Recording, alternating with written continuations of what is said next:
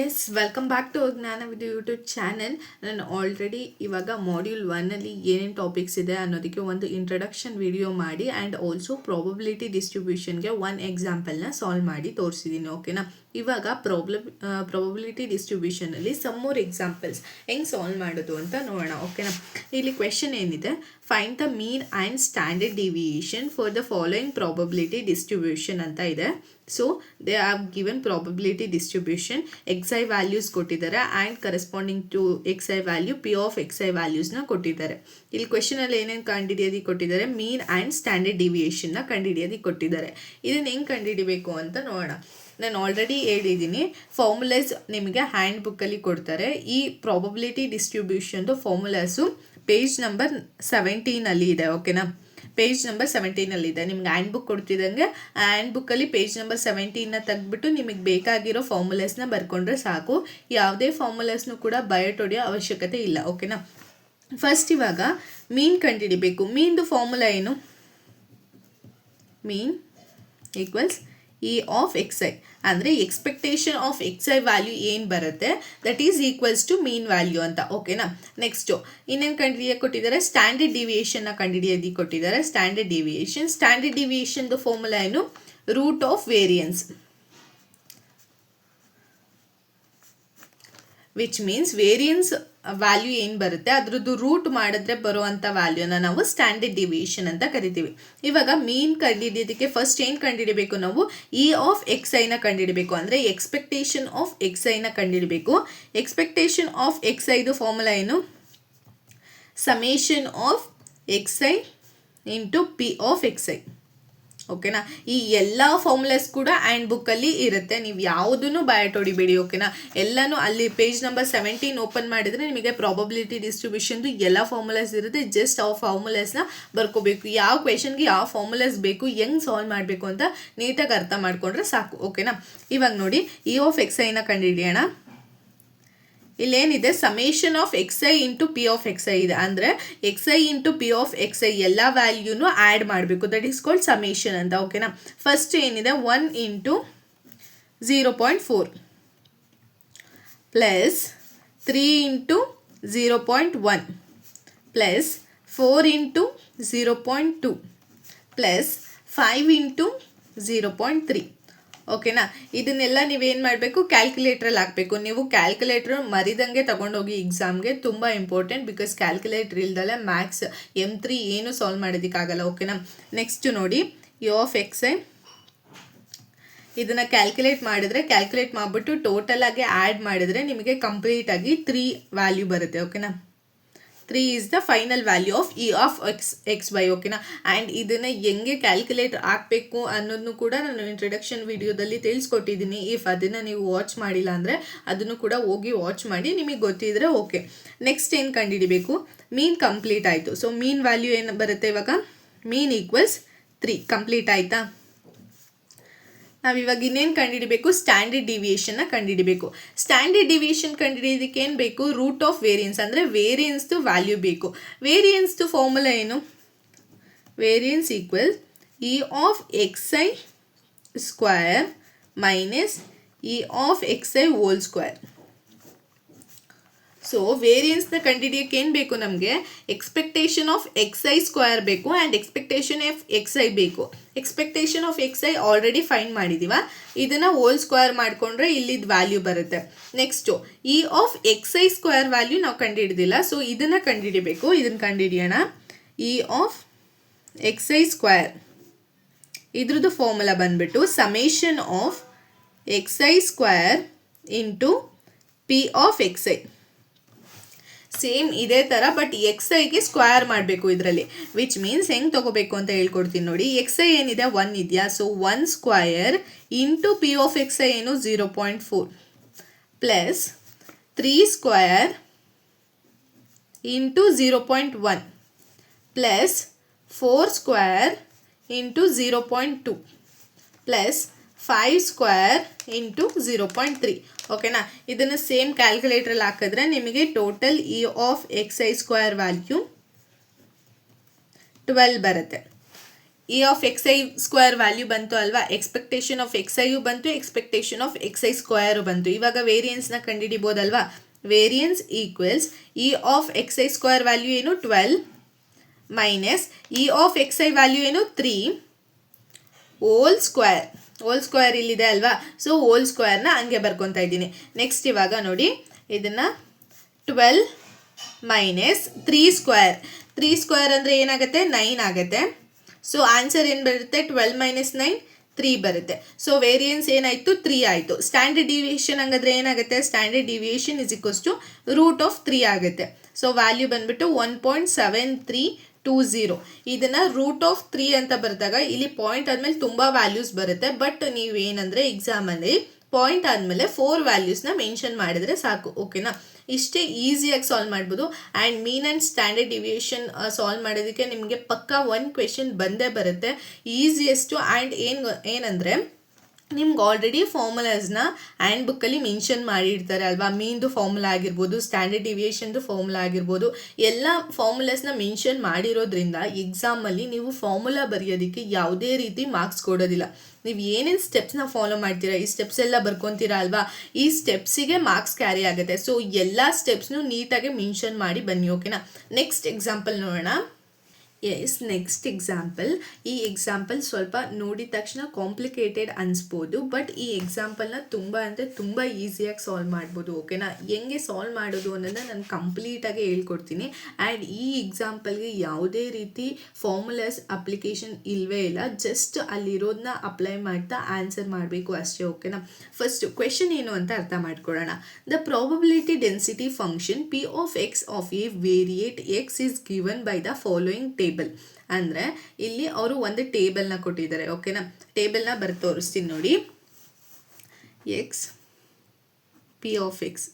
ಓಕೆನಾ, 0 1 2 3 4 5 6 ಇದು ಬಂದ್ಬಿಟ್ಟು ಅವರು ಕ್ವೆಶನಲ್ಲಿ ಮೆನ್ಷನ್ ಮಾಡಿರೋ ಅಂಥ table. 3K 5K 7K 9K 11K 13K. ಓಕೆನಾ, ದಿಸ್ ಇಸ್ ದ ಟೇಬಲ್. ಅವ್ರ ಕ್ವೆಶನ್ ಏನು ಕೊಟ್ಟಿದ್ದಾರೆ, ಪ್ರಾಬಬಿಲಿಟಿ ಡೆನ್ಸಿಟಿ ಫಂಕ್ಷನ್ದು ಒಂದು ಟೇಬಲ್ ಕೊಟ್ಟಿದ್ದಾರೆ. ಇದು ಎಕ್ಸ್ ವ್ಯಾಲ್ಯೂ ಇದೆ, ಪಿ ಆಫ್ ಎಕ್ಸ್ ವ್ಯಾಲ್ಯೂ ಇದೆ. ಇಲ್ಲಿ ಕನ್ಫ್ಯೂಷನ್ ಮಾಡ್ಕೋಬೇಡಿ. ಅಲ್ಲಿ ಎಕ್ಸ್ ಐ ಅಂತ ಕನ್ಸಿಡರ್ ಮಾಡಿದ್ರಿ ಬೇರೆ ಎಕ್ಸಾಂಪಲಲ್ಲಿ, ಈ ಕ್ವೆಶನಲ್ಲಿ ಎಕ್ಸ್ ಅಂತ ಇದೆ. ಇದು ಅಕ್ಸೆಪ್ಟ್ ಆಗುತ್ತಾ ಅಂತ. ಇದು ಜಸ್ಟ್ ಆ್ಯಂಡ್ ಟರ್ಮಿನಲ್ ವ್ಯಾಲ್ಯೂಸ್ ಅಷ್ಟೇ. ಇಲ್ಲಿ ಯಾವ ಟರ್ಮಿನಲ್ ಆದರೂ ಕನ್ಸಿಡರ್ ಮಾಡ್ಬೋದು. ಎಕ್ಸ್ ಆದರೂ ಕನ್ಸಿಡರ್ ಮಾಡಿದ್ರು ಸೇಮ್ ವ್ಯಾಲ್ಯೂ ಬರುತ್ತೆ, ಎಕ್ಸ್ ಐ ಅಂತ ಬಂದರೂ ಸೇಮ್ ಹಂಗೆ ಮಾಡಬೇಕಾಗುತ್ತೆ. ಈ ವ್ಯಾಲ್ಯೂಸ್ ನಿಮಗೆ ಯಾವುದೇ ರೀತಿ ಮ್ಯಾಟ್ರ್ ಆಗಲ್ಲ. ಓಕೆನಾ, ಇದು ಅವ್ರು ಕೊಟ್ಟಿರೋ ಕ್ವೆಶನ್ನು. ಇದರಲ್ಲಿ ಫಸ್ಟ್ ಸಬ್ ಕ್ವೆಶನ್ ನೋಡೋಣ. For what value of K does this represent A valid probability distribution. ಅಂದರೆ ಕೆ ವ್ಯಾಲ್ಯೂ ಏನಂತ ನಾವು ಚೆಕ್ ಮಾಡಬೇಕು. ನಮಗೆ ಒಂದು ಕಂಡೀಷನ್ ಇದೆ. ಫಸ್ಟು ನೋಡಿ, ಫಸ್ಟ್ ಸಬ್ ಕ್ವೆಶನ್ನ ಸಾಲ್ವ್ ಮಾಡೋದಕ್ಕೆ ಪ್ರಾಬಬಿಲಿಟಿ ಡಿಸ್ಟ್ರಿಬ್ಯೂಷನ್ ಅಂದಿದ ತಕ್ಷಣ ಕಂಡೀಷನ್ ಏನು, summation of P of X I should B, ಅಂದರೆ ಪಿ ಆಫ್ ಎಕ್ಸ್ ಐ ಅಂತ ನಾವು ಫಾರ್ಮುಲಾದಲ್ಲಿ ಬರ್ಕೊಳ್ಳೋದು. ಸೊ ಹಂಗೆ ಫಾರ್ಮುಲಾ ಅಂತ ಬರೀತಾ ಇದ್ದೀನಿ ನೋಡಿ. P of X I should be equals to 1. ಅಂದರೆ ಇಲ್ಲಿ summation of P of X, confusion ಮಾಡ್ಕೋಬೇಡಿ, P of X is equals to 1 ಆಗಿರಬೇಕು. ಓಕೆನಾ, ಅಂದರೆ ಪಿ ಆಫ್ ಎಕ್ಸ್ ವ್ಯಾಲ್ಯೂನ ಸಮೇಷನ್ ಮಾಡಿದಾಗ it should be equals to 1. So ಇವಾಗ ಸಮೇಷನ್ ಆಫ್ ಪಿ ಆಫ್ ಎಕ್ಸ್ನ ಮಾಡೋಣ. ಅಂದರೆ ಏನೇನಿದೆ, P of X value K plus 3K plus 5K plus 7K plus 9K plus 11K plus 13K is equals to 1. ಓಕೆನಾ, ಇವಾಗ L H S ಅಲ್ಲಿ summation of P of ಎಕ್ಸ್ನ ಬರ್ಕೊಂಡಿದ್ದೀವಿ. R H S ಅಲ್ಲಿ 1 ಅಂತ ಇರೋ ಕಂಡೀಷನ್ನ ಹಂಗೆ ಬರ್ಕೊಂಡಿದ್ದೀವಿ. ಇವಾಗ ಇದನ್ನು ಕಂಪ್ಲೀಟಾಗಿ ನೀವು ಆ್ಯಡ್ ಮಾಡಿದರೆ, ಆ್ಯಡ್ ಮಾಡಬೇಕಾದ್ರೆ ಕೆ ಅಂತ ಕನ್ಸಿಡರ್ ಮಾಡಬಾರ್ದು. ಜಸ್ಟ್ ಇಲ್ಲಿ ಕೆ ಪಕ್ಕ ಏನು ವ್ಯಾಲ್ಯೂ ಇಲ್ಲ ಅಂದರೆ 1K ಅಂತ. So 1 plus 3 plus 5 plus 7 plus 9 plus 11 plus 13 ಅಂತ ಮಾಡಬೇಕು. ಓಕೆನಾ, ಇಷ್ಟನ್ನು ಆ್ಯಡ್ ಮಾಡಿದಾಗ ನಮಗೆ ಯಾವ ವ್ಯಾಲ್ಯೂ ಬರುತ್ತೆ, 49 ಬರುತ್ತೆ. 49 ಕೆ ಹಂಗೆ ಇರುತ್ತೆ. ಈಕ್ವಲ್ಸ್ ಈ ಕಡೆ ಏನಿದೆ 1 ಇದೆ. ಸೊ ಕೆ ವ್ಯಾಲ್ಯೂ ಏನಾಗುತ್ತೆ, 1/49 ಆಗುತ್ತೆ. ಓಕೆನಾ, ನಾವು ಈಕ್ವಲ್ಸ್ ಇಂದ ಲೆಫ್ಟ್ ಅಲ್ಲಿ ಇರೋದನ್ನ ರೈಟಿಗೆ ತಗೋಬೇಕಾದ್ರೆ ಈ ಕಡೆ ಮಲ್ಟಿಪ್ಲಿಕೇಶನ್ ಅಲ್ಲಿ ಇದ್ರೆ ಡಿವಿಷನ್ಗೆ ಹೋಗುತ್ತೆ, ಈ ಕಡೆ ಏನಾದರೂ ಮೈನಸ್ ಅಲ್ಲಿ ಇದ್ರೆ ಈ ಕಡೆಗೆ ಬಂದಾಗ ಪ್ಲಸ್ಸಿಗೆ ಹೋಗುತ್ತೆ, ಪ್ಲಸ್ ಅಲ್ಲಿ ಇದ್ರೆ ಮೈನಸ್ಸಿಗೆ ಹೋಗುತ್ತೆ, ಈ ತರ ಕೊರೆಸ್ಪಾಂಡಿಂಗ್ ಹೋಗುತ್ತೆ. ಓಕೆನಾ, 49k ಈಕ್ವಲ್ಸ್ 1 ಇರೋದು k ಈಕ್ವಲ್ಸ್ 1/49 ಆಗಿದೆ. ಓಕೆನಾ, ಫಸ್ಟ್ ಸಬ್ ಪ್ರಾಬ್ಲಮ್ನ ಸಾಲ್ವ್ ಮಾಡಿದ್ವಾ, ಎಷ್ಟು ಈಸಿ ನೋಡಿ. ಫಸ್ಟ್ ಸಬ್ ಪ್ರಾಬ್ಲಮ್ನ ಸಾಲ್ವ್ ಮಾಡಿದ್ದು. ನೆಕ್ಸ್ಟ್ ಇವಾಗ ಸೆಕೆಂಡ್ ಸಬ್ ಪ್ರಾಬ್ಲಮ್ನ ಸಾಲ್ವ್ ಮಾಡೋಣ. ಏನು ಕೊಟ್ಟಿದ್ದಾರೆ, find P of X is less than 4 ಅಂತ ಕೊಟ್ಟಿದ್ದಾರೆ. P of X should be less than 4 ಅಂದರೆ ಎಕ್ಸ್ ವ್ಯಾಲ್ಯೂ ಲೆಸ್ ದ್ಯಾನ್ 4 ಇರೋದ್ರದ್ದು ಪಿ ಆಫ್ ಎಕ್ಸ್ನ ಕನ್ಸಿಡರ್ ಮಾಡಿ ಸಾಲ್ವ್ ಮಾಡಬೇಕು ಅಂತ ಅರ್ಥ. ಒಂದೊಂದನ್ನೇ ಸಾಲ್ವ್ ಮಾಡಿ ತೋರಿಸ್ತೀನಿ. ಇಲ್ಲಿ ಟೋಟಲ್ ಸೆಕೆಂಡ್ ಸಬ್ ಕ್ವೆಶನಲ್ಲಿ 1 2 3 ಕ್ವೆಶನ್ಸ್ ಇದೆ. ಓಕೆನಾ, ಫಸ್ಟ್ ಇವಾಗ P of X less than 4ನ ಸಾಲ್ವ್ ಮಾಡೋಣ. ಈಕ್ವಲ್ಸ್ ಲೆಸ್ ದ್ಯಾನ್ 4 ಅಂದರೆ ಯಾವುದೇ ಅದು, ಇಲ್ಲಿವರೆಗೂ 0 1 2 3ವರೆಗೂ. ಓಕೆನಾ, 4ನ ಕನ್ಸಿಡರ್ ಮಾಡಬೇಕಾ ಅಂತ ಕೇಳಿದ್ರೆ ನೋ, ಕನ್ಸಿಡರ್ ಮಾಡೋಂಗಿಲ್ಲ. ಇಫ್ ಏನಾದರೂ X is less than or equals to 4 ಅಂತ ಕೊಟ್ಟಿದ್ರೆ 4ನು ಕನ್ಸಿಡರ್ ಮಾಡಬೇಕಾಗತ್ತೆ. ಬಟ್ ಇಲ್ಲಿ ಕಂಡೀಷನ್ ಏನು ಕೊಟ್ಟಿದ್ದಾರೆ, it should be less than 4 ಅಂತ ಕೊಟ್ಟಿದ್ದಾರೆ. ಸೊ 4ಗಿಂತ ಚಿಕ್ಕದು ಇರೋದನ್ನ ಕನ್ಸಿಡರ್ ಮಾಡಬೇಕು. ಸೊ ಇಷ್ಟನ್ನ ಕನ್ಸಿಡರ್ ಮಾಡಬೇಕು. ಸೊ ಪಿ ಆಫ್ 0ನ ಕನ್ಸಿಡರ್ ಮಾಡಬೇಕು, ಪ್ಲಸ್ ಪಿ ಆಫ್ 1ನ ಕನ್ಸಿಡರ್ ಮಾಡಬೇಕು, ಪ್ಲಸ್ ಪಿ ಆಫ್ 2ನ ಕನ್ಸಿಡರ್ ಮಾಡಬೇಕು, ಪ್ಲಸ್ ಪಿ ಆಫ್ 3ನ ಕನ್ಸಿಡರ್ ಮಾಡಬೇಕು. ಸೊ ಪಿ ಆಫ್ 0 ವ್ಯಾಲ್ಯೂ ಏನು, K plus 1 3k plus 5k plus 7k. ಓಕೆನಾ, 3ವರೆಗೂ ಕನ್ಸಿಡರ್ ಮಾಡಿದ್ವಾ. ಇವಾಗ ಇದನ್ನು ಆ್ಯಡ್ ಮಾಡಿ ಬರಿಬೇಕಾಗತ್ತೆ. 1 + 3 + 5 + 7 ಟೋಟಲ್ ಇಷ್ಟನ್ನು ಆ್ಯಡ್ ಮಾಡಿದ್ರೆ ಏನು ವ್ಯಾಲ್ಯೂ ಬರುತ್ತೆ ನಮಗೆ, 16k ಬರುತ್ತೆ. ಓಕೆನಾ, ನೋಡಿ 1 + 3 ಅಂದರೆ ಎಷ್ಟು, 4 4 + 5 ಅಂದರೆ ಎಷ್ಟು, 9 9 + 7 ಅಂದರೆ ಎಷ್ಟು, 16k. ಓಕೆನಾ, ಇವಾಗ ಕೆ ವ್ಯಾಲ್ಯೂನ ಸಬ್ಸ್ಟಿಟ್ಯೂಟ್ ಮಾಡೋಣ. ಯಾಕಂದರೆ ನಾವು ಕೆ ವ್ಯಾಲ್ಯೂ ಕಂಡು ಹಿಡ್ದಿದ್ದೀವಿ. ಸೊ ಕೆ ವ್ಯಾಲ್ಯೂನ ಸಬ್ಸ್ಟಿಟ್ಯೂಟ್ ಮಾಡಬೇಕು. ಸೊ 16 ಆಫ್ 1/49 ಅಂತ ಮಾಡಿದ್ರೆ ಇದನ್ನು ಕ್ಯಾಲ್ಕುಲೇಟ್ರಲ್ಲಿ ಹಾಕಬೇಕಾಗತ್ತೆ ನೀವು. ಓಕೆನಾ, ನೋಡಿ ಇವಾಗ ಇಂಗ್ಲೀಷ್ 16 × 1/49. ಓಕೆನಾ, ಇಷ್ಟು ಮಾಡಬೇಕಷ್ಟೆ. ಸೊ ಏನು ಬರುತ್ತೆ, 16/49 ಅಂತ ಬರುತ್ತೆ. ಇದನ್ನು ನಾವು ನೆಕ್ಸ್ಟು ಕನ್ವರ್ಟ್ ಮಾಡಿ ಕೂಡ 0.3265 ಅಂತಲೂ ಬರಿಬೋದು. ಓಕೆನಾ, ಹಿಂಗೆ ಬರೆದ್ರು ಸೇಮ್ ಆನ್ಸರು, ಅದು 16/14 ಬರೆದ್ರು ಸೇಮ್ ಆನ್ಸರ್. ಸೊ ನೀವು ಎರಡರಲ್ಲಿ ಒಂದನ್ನು ಕರೆಕ್ಟಾಗಿ ಮೆನ್ಷನ್ ಮಾಡಿದ್ರೆ ಸಾಕು. ಓಕೆನಾ, ನೆಕ್ಸ್ಟ್ ಇವಾಗ ನೆಕ್ಸ್ಟ್ ಸಬ್ ಕ್ವೆಶನ್ ಏನಿದೆ, P of X greater than or equals to 5ನ ಕಂಡುಹಿಡಿಬೇಕು. P of X greater than or equals to 5. Greater than ಅಂದರೆ ಏನು, 5ಗಿಂತ ಜಾಸ್ತಿ ಇರೋದು ಮತ್ತು ಈಕ್ವಲ್ಸ್ ಟು 5 ಇರ್ಬೋದು. ಅಂದರೆ ಯಾವುದನ್ನು ಕನ್ಸಿಡರ್ ಮಾಡಬೇಕು, ಇವೆರಡನ್ನು ಕನ್ಸಿಡರ್ ಮಾಡಬೇಕು. P of 5 + P of 6. P of 5 + P of 6. ಓಕೆನಾ, ಪಿ ಆಫ್ 5 ವ್ಯಾಲ್ಯೂ ಏನು, 11k plus P of 6 value ಏನು, 13k. ಸೊ ಟೋಟಲ್ ವ್ಯಾಲ್ಯೂ ಏನು ಬರುತ್ತೆ, 11 + 13k ಮಾಡಿದಾಗ 24k ಬರುತ್ತೆ. ಓಕೆನಾ, 24k. ಇವಾಗ 24kಗೆ ಕೆ ವ್ಯಾಲ್ಯೂ ಸಬ್ಸ್ಟಿಟ್ಯೂಟ್ ಮಾಡಬೇಕು. So 24 × 1/49. So it will be equals to 24/49.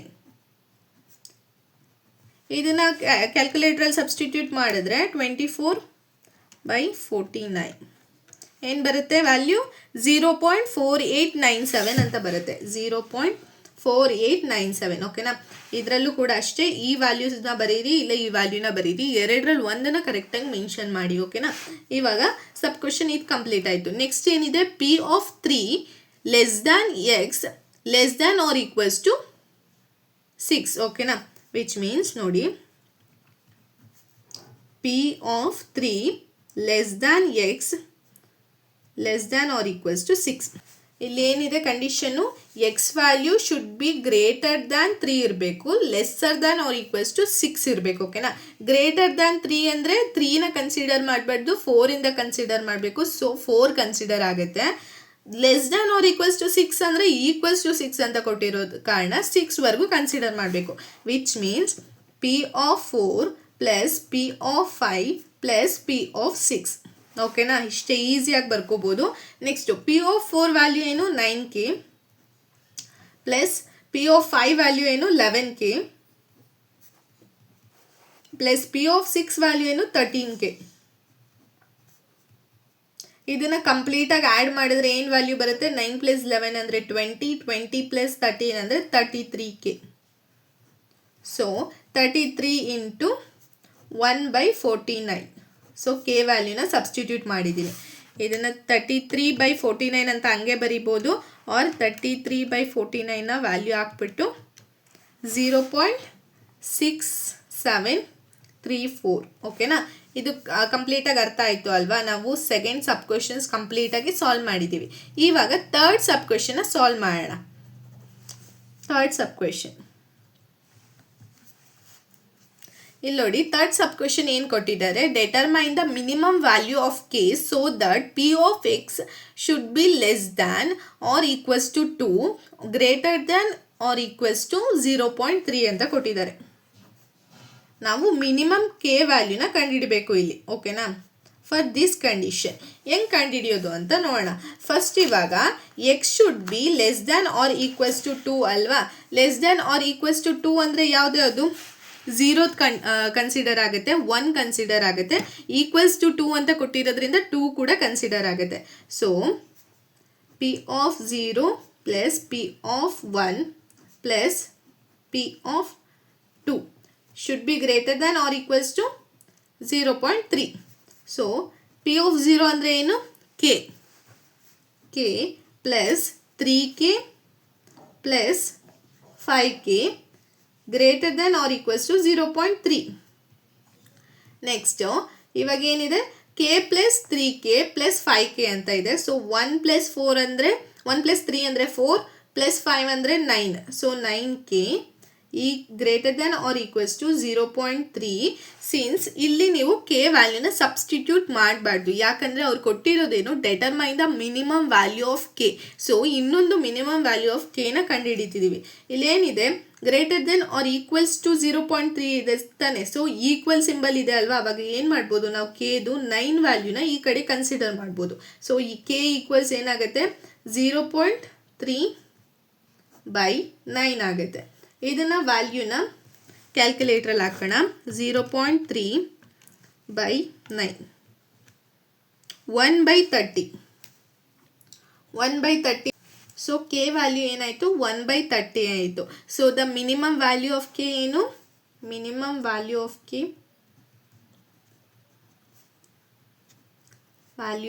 K equals 1/30. ಓಕೆನಾ.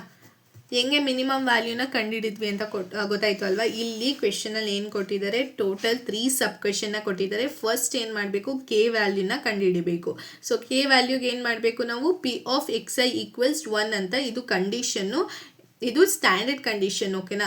ಈ ಕಂಡೀಷನ್ನ ಯೂಸ್ ಮಾಡಿಕೊಂಡು ನಾವು ಇದಕ್ಕೆ ಕೆ ವ್ಯಾಲ್ಯೂನ ಕಂಡುಹಿಡಿದಿದ್ದೀವಿ. ಅದಾದಮೇಲೆ ಏನೇನು ಕಂಡೀಷನ್ ಕೊಟ್ಟಿದ್ದಾರೆ, ಅದಕ್ಕೆ ಯಾವ್ಯಾವ ಪ್ರಾಬಬಿಲಿಟಿನ ಕನ್ಸಿಡರ್ ಮಾಡಬೇಕು, ಆ ಪ್ರಾಬಬಿಲಿಟಿನ ಕನ್ಸಿಡರ್ ಮಾಡಿ ಅದಕ್ಕೆ ಬರುವಂಥ ವ್ಯಾಲ್ಯೂನ ಕಂಡುಹಿಡಿದಿದ್ದೀವಿ. ನೆಕ್ಸ್ಟ್ ಏನು ಕೊಟ್ಟಿದ್ದಾರೆ, ಮಿನಿಮಮ್ ಕೆ ವ್ಯಾಲ್ಯೂನ ಕಂಡುಹಿಡಿಯೋದಕ್ಕೆ ಕೊಟ್ಟಿದ್ದಾರೆ. ಅದನ್ನು ಕೂಡ ಹೆಂಗೆ ಸಾಲ್ವ್ ಮಾಡೋದು ಅಂತ ನಿಮಗೆ ಕಂಪ್ಲೀಟಾಗಿ ಅರ್ಥ ಆಗಿದೆ ಅಲ್ವಾ. ಸೊ ಈಗ ನಿಮಗೆ ಕ್ವೆಶನಲ್ಲಿ ಪ್ರಾಬಬಿಲಿಟಿ ಡಿಸ್ಟ್ರಿಬ್ಯೂಷನ್ನ ಕೊಟ್ಟಿದ್ದರೆ ಹೆಂಗೆ ಪ್ರಾಬ್ಲಮ್ನ ಸಾಲ್ವ್ ಮಾಡೋದು ಅನ್ನೋದು ಕಂಪ್ಲೀಟಾಗಿ ಅರ್ಥ ಆಗಿರುತ್ತೆ.